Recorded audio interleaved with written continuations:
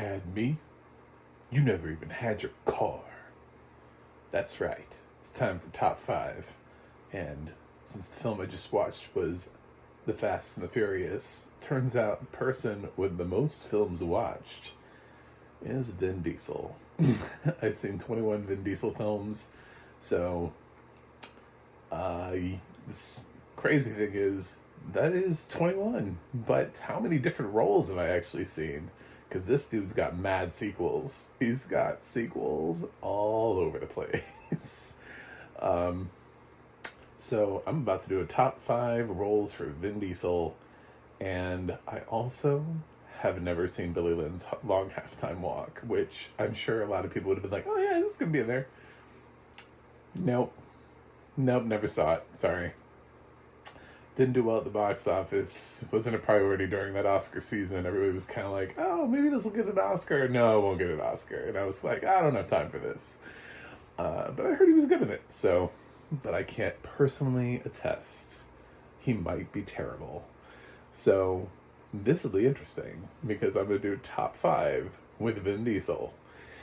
Coming in at number five, we've got Knockaround Guys. If you haven't seen Knockaround Guys, it's actually a pretty good film. I was actually really impressed but like a week ago, I saw a review where somebody brought up Knockaround Guys in the review just casually. And I was like, wait a minute, I'm not the only person who's seen this film. Kind of bombed at the box office. It opened in the middle of like October 2003. So it's like celebrating its 20th anniversary this year. And it's got a nice little cast of people who were up and comers at the time. Not everybody became like a massive force in the industry, but at the time they thought they might be. There was a time where we thought Seth Green would maybe turn into something. I don't know. Anyway, it's got a solid performance from Vin Diesel. He's kind of playing into the type a little bit. The fact that he looks like he's somebody who could play, a mafia type, but they're not technically mafia. You know what I'm saying? Like that's the thing about the film. So he does a good job of navigating the mafia, but yet not mafia feel of the film, and it's a good performance from him. It's him acting. He's acting in this. It's good. Coming in at number four is Riddick. This is Pitch Black. I always start with where they created the character. I'm not citing sequels. So Pitch Black, Riddick. I did pick this. Pitch Black is a good film. I stand by that. I don't know what they did with his character after that. I didn't watch Pitch Black and think, you know what we need? Chronicles of Riddick. That's what we need. I think they probably went the wrong direction with his character, and instead of making him more like a Ripley, where he just kind of encounters various horrifying creatures on different planets or something, he ended up having some sort of weird sci-fi origin story. It's bizarre. Anyway, luckily they pulled it back. They tried to pull it back around with Riddick, the film, and realign his character. There's always been rumors about him doing another film.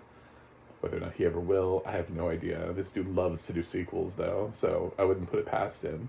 But it's a good character, and again, it's back at the beginning of his career when he was still trying. So, Pitch Black was a pleasant surprise. That's why there are multiple of them, and it was back before he kind of kept doing the same thing.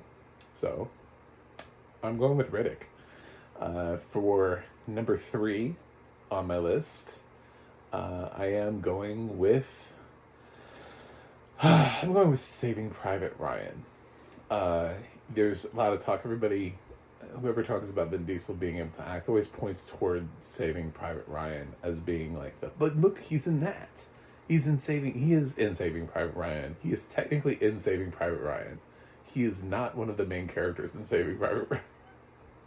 So the amount of screen time that he has to be able to act in a war film is kind of low. However, he does a good job with what he's given. It's Spielberg, the material is good, the script is good. This is constantly considered to be one of the best films of all time. So I can't begrudge his performance in the film. It's not like every time he speaks on camera, he's ruining Saving Private Ryan. It's he does hold his own in the film. So there's that. Coming in at number 2, this might be a little controversial. Maybe you didn't think I was going to put this at number 2, but I'm actually going to put Dominic Toretto at number 2 for the Fast and the Furious. I think this is just perfect casting. It's inspired casting. I realize this film is just Point Break with cars. I know what it is. It's fun.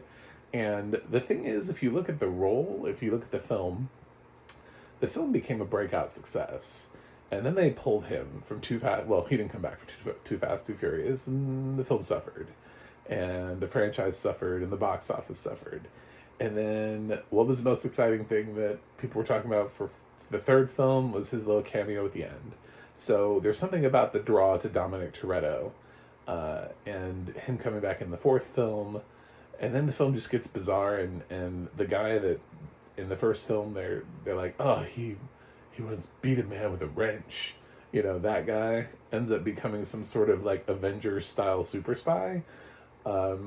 So he's been able to take this character into very different directions. So even though it started in Fast and Furious with family, there's very little family from the original film left in the franchise. It's basically him and Michelle Rodriguez are the only two people who are left by the time we get to Fast 10. So, yeah, it's he goes through like having that other relationship and having a kid, and there's that time where like Letty can't remember who he is, and it's very soap opera stuff, but his character goes through way more stuff than you would have ever thought by watching that first film. But in that first film, he captures the street racer life, I think, really well. And his charisma and the whole reason why Vin Diesel exists, I think everything can be defined by that one film. So before I do my number 1, I do want to do some honorable mentions. No, I didn't pick Xander Cage. Don't worry, he's not coming up at number 1. It's just, he didn't revolutionize James Bond. He just made like a little bit more of a hardcore version of James Bond. But looking back on it, look at what we had now to what Triple X was then. It's not even really hardcore. They should have just gone ahead and made it R-rated and made him an R-rated version of James Bond, and maybe then it would have worked. But I like Triple X. It's a fun franchise, but it's not alone. But he didn't come up with that. Anyway, the thing I wanted to say was, obviously he's been in some really good films, and I can't do anything with them. So my honorable mentions go to his performances as Groot in Guardians of the Galaxy, which do count towards the 21, and his performance in The Iron Giant. These are not complicated performances. He doesn't speak that much. The dialogue is limited. I'm not going to put him at number 1 for saying I am Groot over and over, especially once he becomes Baby Groot and starts de-aging, they have to modify his voice so it's not even really fully his voice anymore. It's like a voice modificator. Anyway, so yeah, sadly those roles. However, if we were going with iconic or best films, Iron Giant and Guardians of the Galaxy would definitely be on here. And I would not be able to justify some of the other films. I realize that. So there were probably people who were like, wait a minute, but Guardians is amazing. It is an amazing film. I agree with you. And Iron Giant is a fucking classic. But he does not. He does not do much. And it's not that I'm against voice performances, but those are roles that don't require him to speak that much. So, yeah, it's, so the number 1 role on here is Boiler Room. It's the film that you look at the casting and you just go, he didn't get this because he has muscles.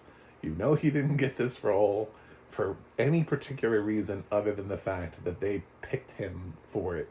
He read, they liked him, they put him in the film. He's good, he's cocky, he does a good job of selling the role. selling the character. There's a great phone call sequence where he manages to pull somebody sort of off the edge by convincing them that to not sell and to stay the course and to invest more. And there's a certain amount of charisma that this character has. I suppose technically most of the roles in this film are supporting to some extent. It's more of an ensemble film, but he's good in it, and it's unlike really anything he gets offered. It's not a mafia film. It's not an action film.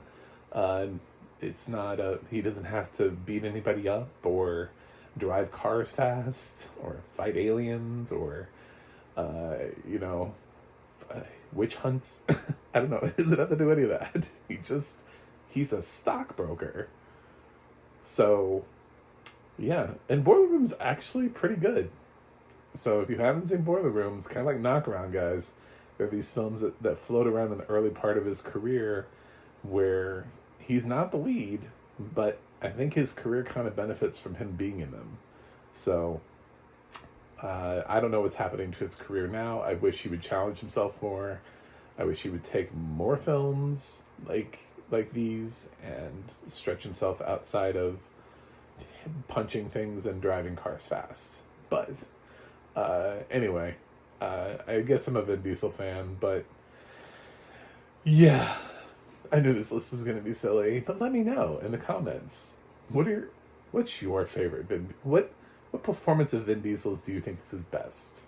Put that down in the comments and let me know what you think his best role is. Anyway, this has been another Top 5. I hope you're enjoying these, and please subscribe, and I will see you guys on the other side.